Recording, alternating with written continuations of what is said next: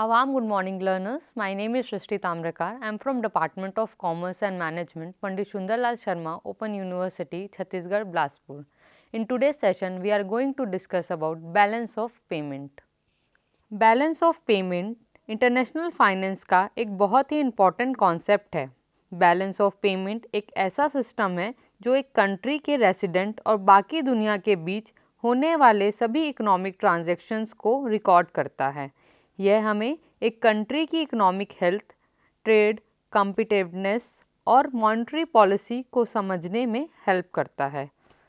आज हम बीओपी के कंपोनेंट्स, रियल वर्ल्ड एग्जाम्पल्स और इम्बैलेंस को मैनेज करने की स्ट्रैटेजी को डिटेल में डिस्कस करेंगे। तो चलिए हम शुरू करते हैं। Let's start with basic concept. The balance of payment records all economic transactions between a country and the world during a specific period. Balance of payment एक सिस्टमैटिक रिकॉर्ड है जो एक कंट्री के रेसिडेंट्स और बाकी दुनिया के बीच होने वाले सभी इकोनॉमिक ट्रांजैक्शंस को रिकॉर्ड करता है। यह ट्रांजैक्शन एक स्पेसिफिक पीरियड में होते हैं, यूजुअली 1 साल रहता है। बीओपी हमें बताता है कि एक कंट्री का इकोनॉमिक हेल्थ कैसा है और यह गवर्नमेंट्स और इंटरनेशनल ऑर्गेनाइजेशन को पॉलिसीज़ बनाने में हेल्प करता है। फॉर एन एग्जांपल, अगर किसी कंट्री का बीओपी हेल्थ अच्छा है तो वह फॉरेन इन्वेस्टर्स को अट्रैक्ट करता है, लेकिन अगर बीओपी में इम्बैलेंस है जैसे कि परसिस्टेंट डेफिशिएंसी, तो यह अंडरलाइंग इकोनॉमिक प्रॉब्लम्स को भी इंडिकेट करता है। सो बीओपी एक कंट्री का फाइनेंशियल स्टेटमेंट है जो बताता है कि हमें दुनिया के साथ कितना ट्रेड किया, कितनी इनकम कमाई और कितना फॉरेन इन्वेस्टमेंट्स को अट्रैक्ट किया। Now let's discuss BOP components. BOP के 3 मेन कंपोनेंट्स होते हैं, that is current account, capital account और फाइनेंशियल अकाउंट। आज हम पहले करंट अकाउंट को डिस्कस करेंगे। Current account measures a country's international economic transactions, indicating its position as a net lender or borrower globally. Current account में हम 4 चीज़ें mainly track करते हैं। पहला होता है trade balance, which means value of exported minus imported goods. Second one is services, earning from tourism and financial services. Third one is income from investment returns and overseas earning, and the fourth one is current transfer which includes foreign aids, remittance etc. अगर किसी company का trade balance positive है, मतलब export ज़्यादा है import से, तो वह उसका करंट अकाउंट सरप्लस होगा। करंट अकाउंट हमें बताता है कि हमने दुनिया के साथ कितना गुड्स और सर्विसेज को एक्सचेंज किया है। अगर हम ज़्यादा एक्सपोर्ट करते हैं तो हमारा करंट अकाउंट सरप्लस होगा, और अगर ज़्यादा इंपोर्ट करते हैं तो हमारा करंट अकाउंट डेफिसिट होगा। Now let's discuss about trade balance. The trade balance represent the difference between a Nations export and import of goods. A surplus occur when export exceeds imports, while a deficit means import surplus exports. Trade balance current account का सबसे महत्वपूर्ण part है। ये हमें बताता है कि एक कंट्री ने कितना एक्सपोर्ट और इंपोर्ट किया है। फॉर एन एग्जांपल, जर्मनी का ट्रेड सरप्लस है क्योंकि वह हाई वैल्यू गुड्स जैसे ऑटोमोबाइल्स और मशीनरी एक्सपोर्ट करता है। वैसे ही यूनाइटेड स्टेट का ट्रेड डेफिसिट है क्योंकि वह कंज्यूमर गुड्स और इलेक्ट्रॉनिक इंपोर्ट करता है। ट्रेड बैलेंस हमें बताता है कि हमारी इकोनॉमी कितनी कॉम्पिटिटिव है। अगर हम ज़्यादा एक्सपोर्ट करते हैं तो हमारी इकोनॉमी स्ट्रॉन्ग है, और अगर ज़्यादा इंपोर्ट करते हैं तो हम फॉरेन प्रोडक्ट्स पर ज़्यादा डिपेंडेंट हैं। Now current account, services, income and transfer. Current account में सिर्फ ट्रेड बैलेंस ही नहीं बल्कि सर्विसेज, इनकम और ट्रांसफ़र भी इंक्लूड होते हैं। For an example, tourism, international visitors spending. Spain जैसे कंट्रीज़ जो टूरिज़्म पर डिपेंडेंट हैं, उसका सर्विसेज में सरप्लस होता है। Second one is investment income, return on foreign investment. जैसे कि यूके जैसी कंट्रीज़ जो फॉरेन इन्वेस्टमेंट्स में इन्वॉल्व होती है, उनको डिविडेंड्स और इंटरेस्ट इनकम मिलता है। Third one is transfer, like developing countries जैसे इंडिया, जहाँ से बहुत लोग फॉरेन में काम करते हैं, उनको रेमिटेंस मिलता है। सो सर्विसेज में टूरिज्म, ट्रांसपोर्टेशन और फाइनेंशियल सर्विसेज आते हैं। इनकम में हमें फॉरेन इन्वेस्टमेंट से डिविडेंड और इंटरेस्ट मिलता है और ट्रांसफ़र में हमें रेमिटेंस और फॉरेन एड्स मिलता है। Now capital account. The capital account records transfer of capital assets and non-produce non-financial items like debt forgiveness, migrants transfer and investment grants. Capital account में हम capital transfer और non-produce non-financial assets को track करते हैं। For example, debt forgiveness का मतलब होता है जब किसी कंपनी का डेट माफ़ किया जाता है। Second one is migrants transfer, जब लोग अपने पैसे एक कंट्री से दूसरी कंट्री में ट्रांसफ़र करते हैं।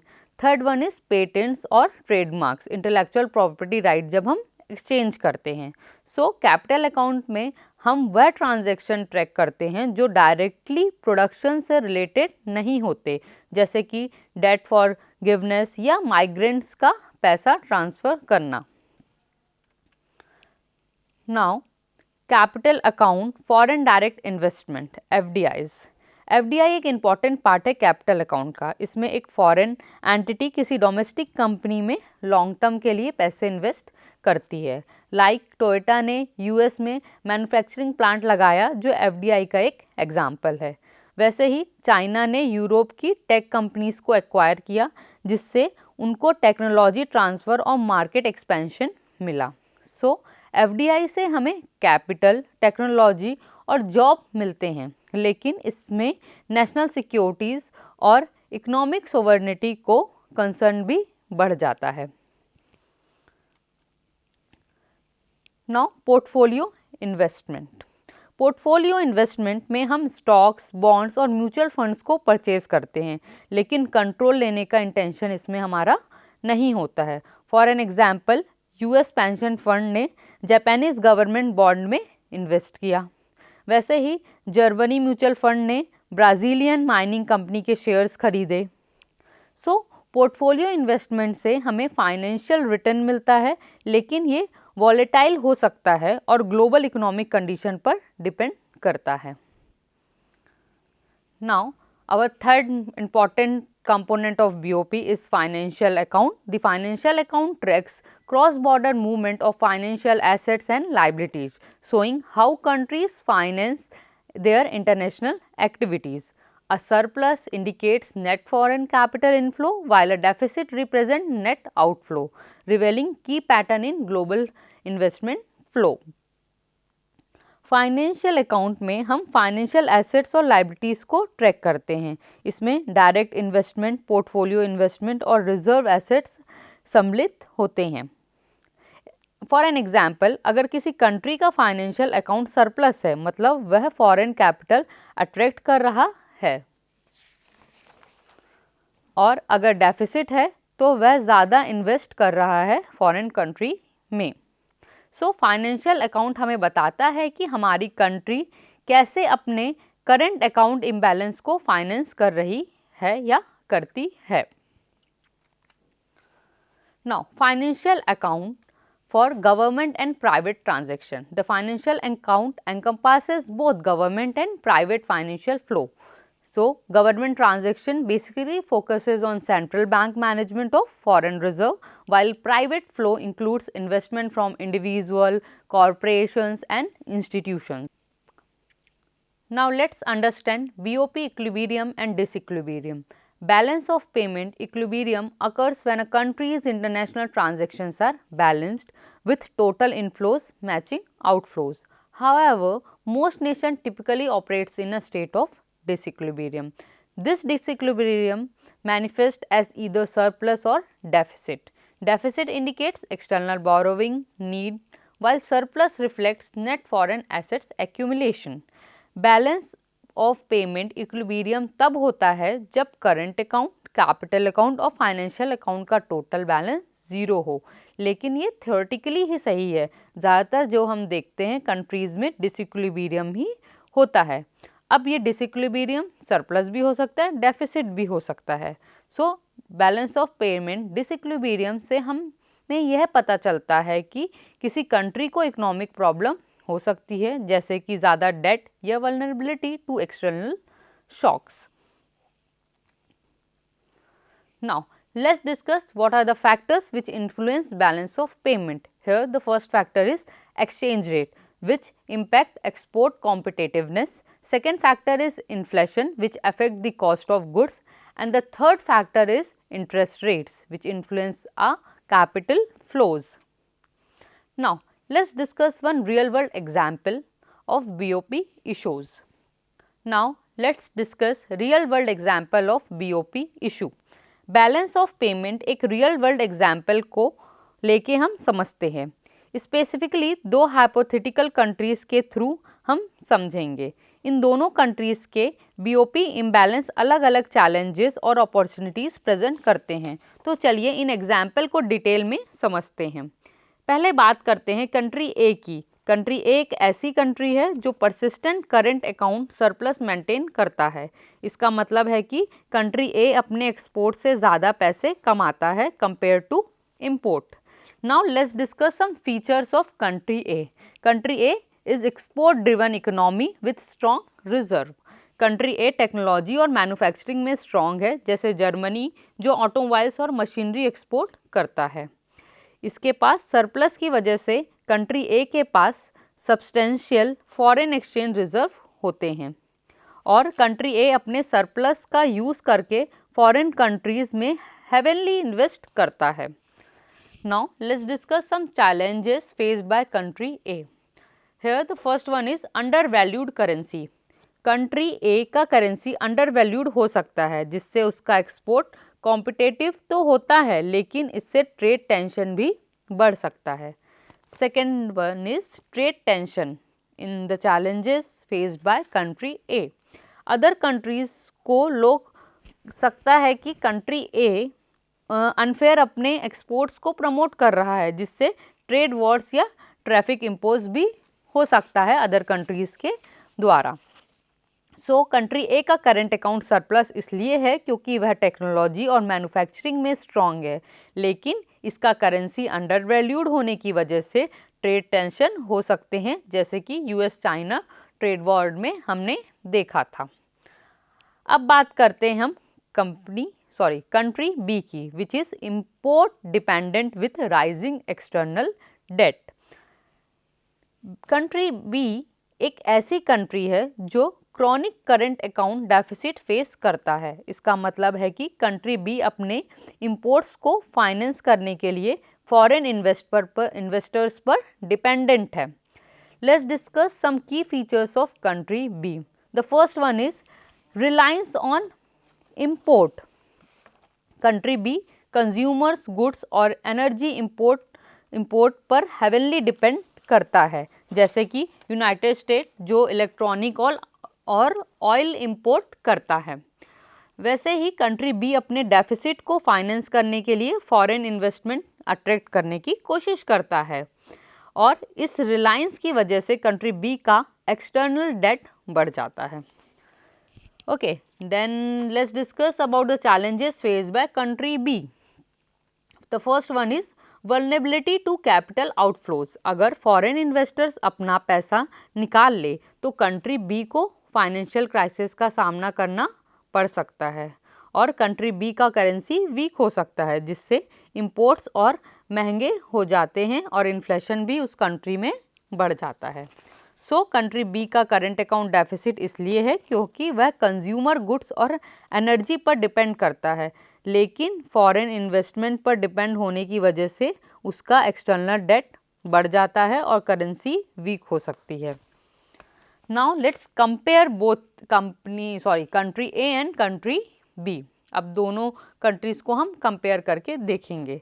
हमने देखा कि कंट्री ए का पास स्ट्रॉन्ग एक्सपोर्ट था, फॉरेन एक्सचेंज रिजर्व था और फॉरेन इन्वेस्टमेंट था। उसके पास चैलेंजेस क्या देखे हमने, अंडर वैल्यूड और ट्रेड टेंशन होने की पॉसिबिलिटीज़ हो सकती है। फिर हम देखे थे कंट्री बी में करंट अकाउंट डेफिसिट था, जो कि इंपोर्ट के में रिलायंस थे, फॉरेन इन्वेस्टमेंट पे डिपेंडेंट थे और एक्सटर्नल डेट का ज़्यादा था। इनने चैलेंजेस क्या देखे, वल्नरेबिलिटी टू कैपिटल आउटफ्लो और exchange rate crisis.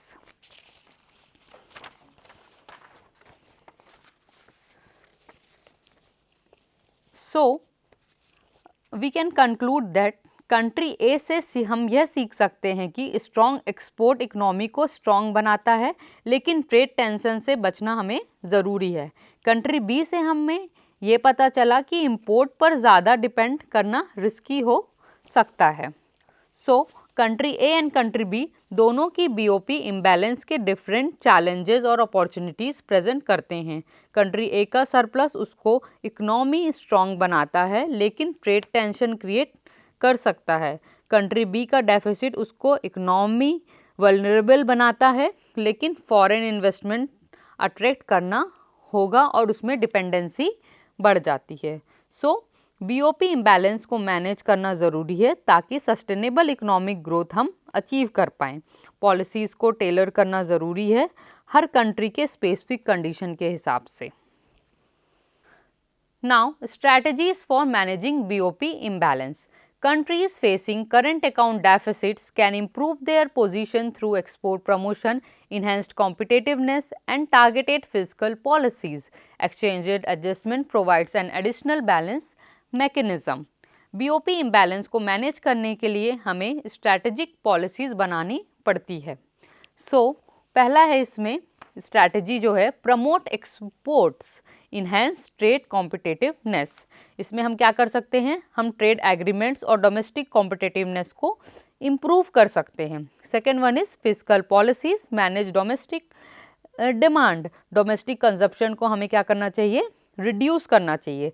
And the third strategy is currency adjustment, optimize trade balance. इसको हम किसके थ्रू कर पाएंगे, एक्सचेंज रेट को एडजस्ट करके।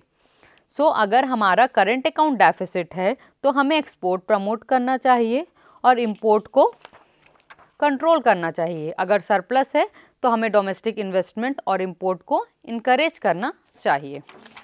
Now let's summarize this topic, balance of payment. Basically, balance of payment tracks a country's international economic position through its current capital and financial account, which influenced by factors like exchange rate and interest rate. Balance of payment एक country के international economic transaction का comprehensive record है। इसके main components है current account, capital account और financial account. Balance of payment हमें economic health और trade competitiveness को समझने में हेल्प करता है। एक्सचेंज रेट, इन्फ्लेशन और interest rate balance of payment को इन्फ्लुएंस करते हैं। And balance of payment imbalance को मैनेज करने के लिए स्ट्रैटेजिक पॉलिसीज़ की ज़रूरत होती है। Thank you everyone for your patience listening. I hope you found this session informative.